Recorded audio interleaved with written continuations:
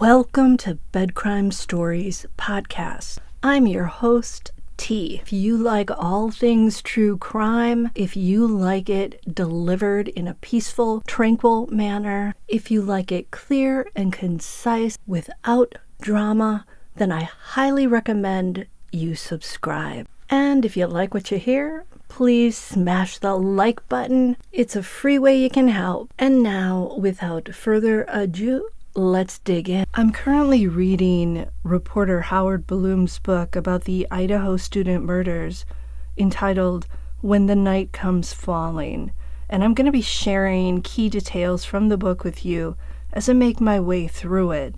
Today, I'm going to allow you and me to be flies on the wall of Bryan Kohberger's white Hyundai Elantra as he and his father, Michael, made the long ride home to Pennsylvania from Pullman, Washington in mid-December after the crime in Moscow, Idaho, before Kohberger was arrested.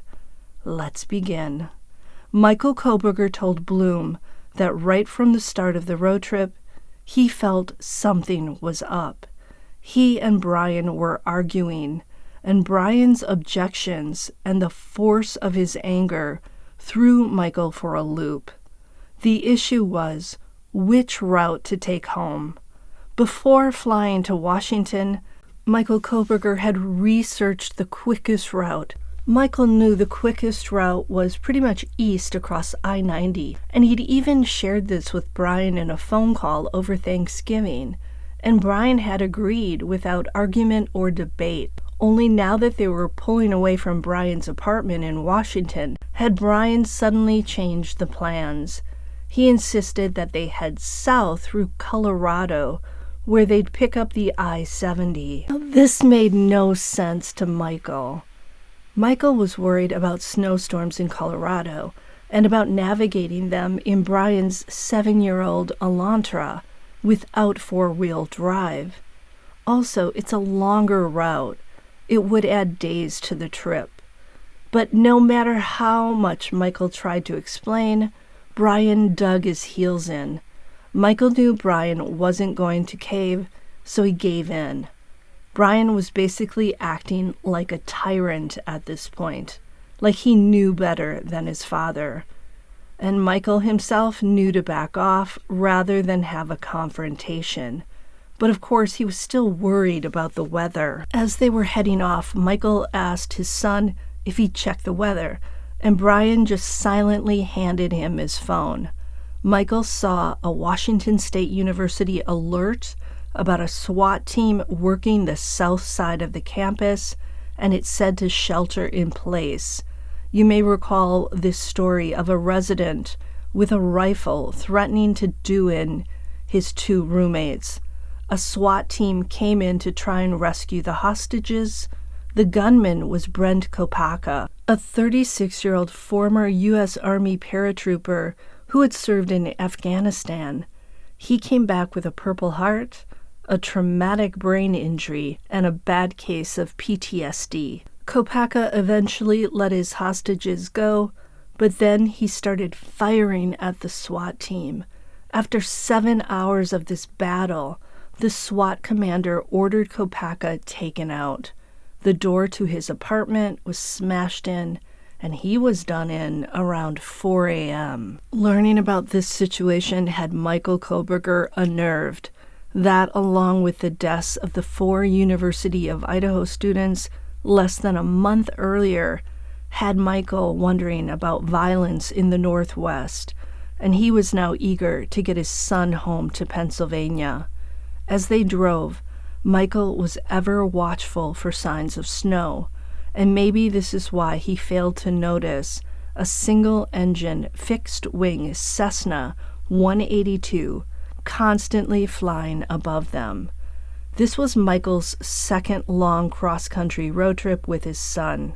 He'd driven with him at the end of July from the Poconos in Pennsylvania to Pullman, Washington, for the start of Bryan's doctorate program. Michael felt he needed to travel with Bryan, even though his son was about to turn 30.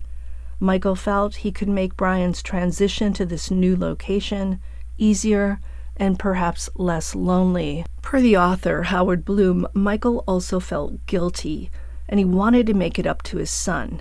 As a janitor who had to file for bankruptcy the year after Bryan was born, and who filed again when Bryan was 16, Michael felt he needed to help his son in ways that he could. It sounds like Mr. Kohberger blames himself for Bryan having a rather rocky adolescence. When Bryan went off the rails around age 16, his dad would tell him he needed to get his act together. He wasn't all that patient. Michael had also turned Bryan over to the police to be arrested at one point when Bryan stole his sister's iPhone and sold it so that he could get his hands on some drugs. T here, I'm going to interject a little. I'm still wondering why Kohberger, Bryan, insisted on taking the longer route home to Pennsylvania in December. I suspect he was worried about being found out by the police and then tracked. Maybe he thought if he took a different, unexpected route, the cops wouldn't be able to find him. I continue to wonder what Bryan's plans were. He knew he was in hot water at the university for his behavior as a TA. If he is the perpetrator of the crime in Moscow, Idaho, he knew the cops were looking for a white Elantra. What was he thinking he'd do once he got home to Pennsylvania? Like ditch the Elantra and get a different car? Or head to Canada if he found out the cops were on to him? Or take the weapon that he took home with him and unalive himself before he could be arrested? During this trip home, he didn't know that he was about to lose his TA position at Washington State University, and once he lost that position, he would lose the tuition that he needed to continue to study at WSU. Will we ever know what he was planning to do? So it sounds like the ride home was not necessarily enjoyable for Michael. He said that his son was rather stern, wasn't real talkative, wasn't acting quite right, and things felt off. Now the book jumps around a little bit, so I'm going to move over to Kohberger's massive weight loss. After kicking heroin, Bryan decided to go full vegan. He took up running, boxing, lifting weights, and doing push-ups. He dreamt of being sculpted with a six-pack. But after he lost more than 100 pounds, he found himself with excess skin, and it was hanging over his lower abdomen and, according to Howard Blum, his genitals. It was, in a word, gross. That's Howard Blum's word, not mine, by the way. Bryan had surgery that was covered by his medical insurance somehow. He had something called a panaculectomy, which is a procedure used to contour a change to the shape and form of the abdomen by removing excess skin and fat. He also had an abdominoplasty, or what is called a tummy tuck. At this point, he apparently started to feel like he was becoming the man that he envisioned. But unfortunately for his friends, who had all been sort of a band of outcasts, Bryan started to behave all high and mighty, like he was better than they were, and that he was superior, smarter. One of his friends said that he liked him a lot better when he was chubby. What's emerging from these portraits in the book is that Bryan Kohberger was somebody who was prone to excesses. When he got into drugs, he did them to excess. When he got into exercise, he fully committed to this very intense regimen, all this exercise, strict diet, not cheating. You know, it's a huge feat to lose 100 pounds. Most people struggle with trying to lose 5 to 10 pounds. This guy lost 100 pounds and he kept it off. And then when he found himself with this slab of excess skin like a big lump of bread dough, Somehow he found a way to get it covered by medical insurance. I'm wondering if, because of his age, this was considered some sort of a psychological necessity for his well-being. Normally, I thought that that type of surgery would not be covered by insurance because it's cosmetic.